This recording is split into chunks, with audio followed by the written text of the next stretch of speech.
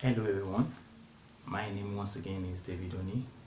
I want to use the medium to welcome you to another period or segment or program of sharing knowledge of an intellectual brainstorming.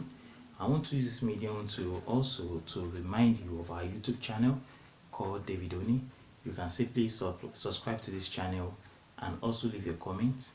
And also press the notification bell so that we can always update you when we have subsequent lectures online.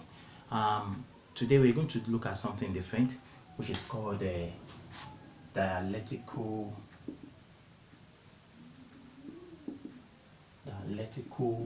materialism. Dialectical materialism. This topic is actually for those in the advanced class, for those that are in the university. So we're going to try as much as possible to be fast and also to impart knowledge to you. Now, when you're talking about dialectical materialism, it was actually a concept that was actually used by the man called Plato. Plato used the word dialectical in his work because Plato, you wrote a lot of things about the theory of justice, social justice. He wrote on the theory of social justice. He also wrote on the theory of communism, and he also wrote on the theory of knowledge. So Plato was actually the one that used the dialectic in his books. He wrote on the theory of social justice, theory of communism, and the theory of what we call true knowledge. So it was actually from Plato that Fredrick Angel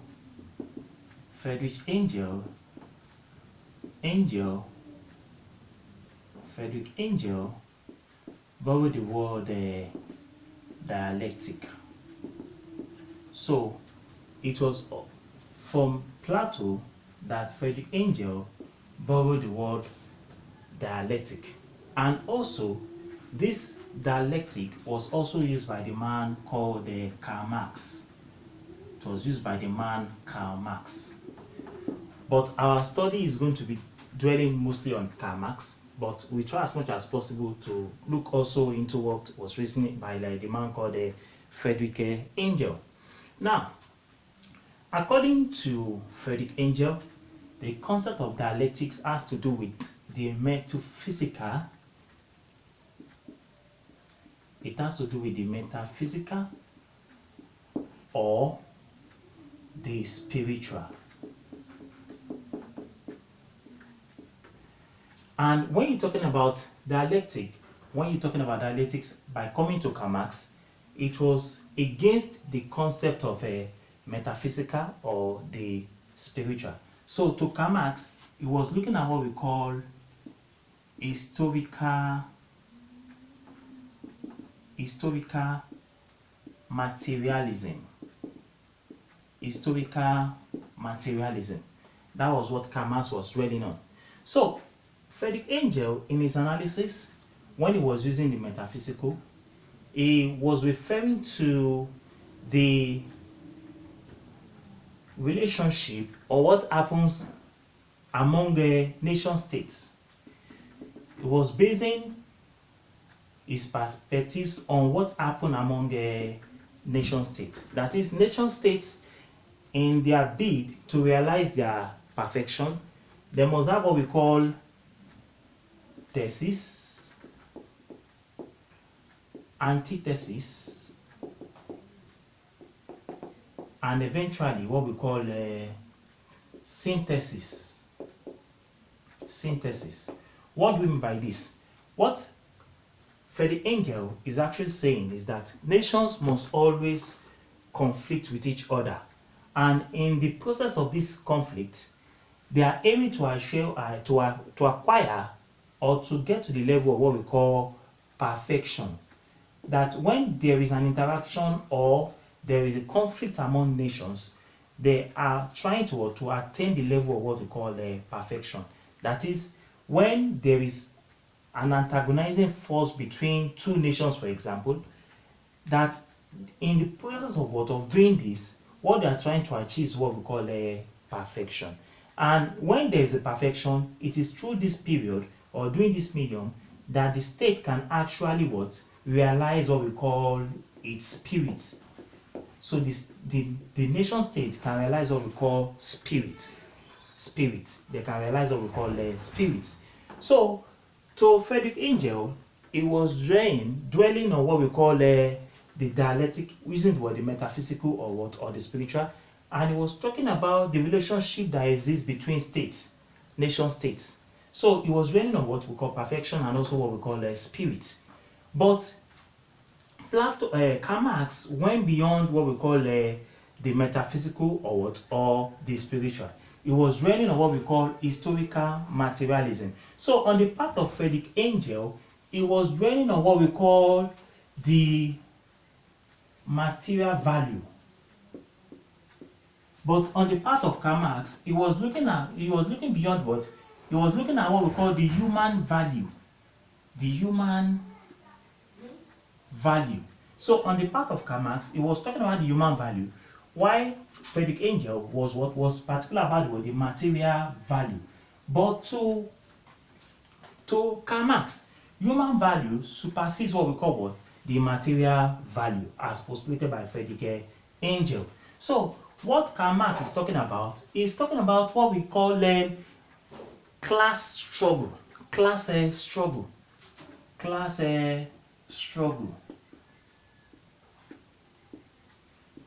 What do you mean by class struggle? So as a result of the historical materialism that Karl Marx is talking about, he was referring to what we call the class struggle. And in his book, he was opposing what we call capitalism.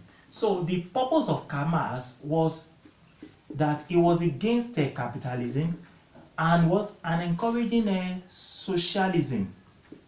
So sorry, I have to wipe some of this something. So Karl Marx was talking about, he was against capitalism, but he was in support of socialism. So what are we saying? So according to Karl Marx, there are 5 epochs of human development. 5 epochs of human development. 5 epochs of human development.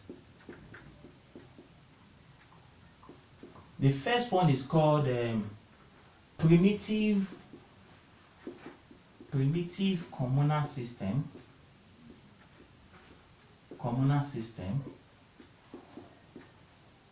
The second is called slavery. The third is called feudalism. The fourth is called capitalism. And the fifth is called socialism. So, according to Karl Marx, there are 5 epochs of human development. And this process is what we call primitive communal system, slavery, feudalism, capitalism, and socialism. Now, what do you understand by primitive communal system? You know, right from the origin of man has always, he was not born to have greed or the insatiable, means of dominating his fellow human being. It was based on the primitive communal system where everybody was seen as being equal. Because of the insatiable, greed of man, or his selfish interest, or his desire to dominate his fellow human being, he was able to transcend from the process or the period of the primitive communal system down to slavery. So man began to dominate his fellow human being. He began to see himself as being superior to others. He began to have the insatiable desire for wealth. He began to have that preponderous desire for wealth and he was governed by greed. And that was why, one of the political philosophers said that according to Thomas Aquinas, Thomas Aquinas. He said man was governed by three particular things. And what are those things? He said cupiditas.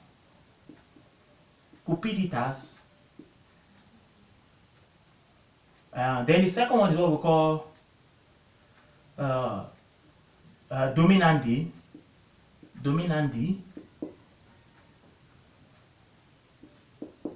Then the third one is what we call sexual desire. So cupidas is what is the selfish desire or the innate desire of man to acquire everything. Then dominandi is the desire of man to dominate his fellow human being. Then the sexual desire is the desire of man to satisfy his sexual appetite. So what are you saying here? So according to Karl Marx, he said there are 5 epochs of human development, which is what the era of the primitive communal system, slavery, feudalism. Now, at the era of the slavery, man was dominating his fellow human being. So there was slave trade and the rest of them. But we move from the era of the slavery to the feudalist system, where we have the kings and the serfs. Then from there, we now move to the era what we call capitalism, where we have the bourgeoisie, and the proletariat. Then we now come to the era of socialism, where we have a classless society. So as I have already said earlier on, Karl Marx was concerned about the classes, the social class that exists in the society. That is, in every society there is always class, and that is why he was against the issue of having a class in the society. And that was why he went further and said that borrowing from Angel's thesis, antithesis, and synthesis, he said there will be a time where there is going to be a kind of conflict between what we call the proletariat and the bourgeoisie. So the proletariat here can represent the thesis, and the bourgeoisie here can represent the antithesis. So he said there's going to be a conflict between them, where they will help to destroy themselves. They are going to help to destroy themselves, and when they help to destroy themselves, they are going to create there will be an emergence of another society or civilization, which is what we now call the synthesis. So the conflict or the disagreement or the opposing forces will lead to what we call the synthesis. So it is a continuous process like that. It's a continuous process according to what Karl Marx is saying. Now let us continue. You see, apart from this, Karl Marx also said that that he was against the capitalism. He said the reason why there is problem in the world is because of the primitive accumulation of capital by man. He said primitive accumulation of capital. What do I mean by primitive accumulation of capital? Man is governed by the desire to dominate his fellow human being. So he has the urge to acquire what we call primitive capital accumulation. And in the process of acquiring the primitive capital accumulation, is going to have what we call surplus value. And what is the surplus value?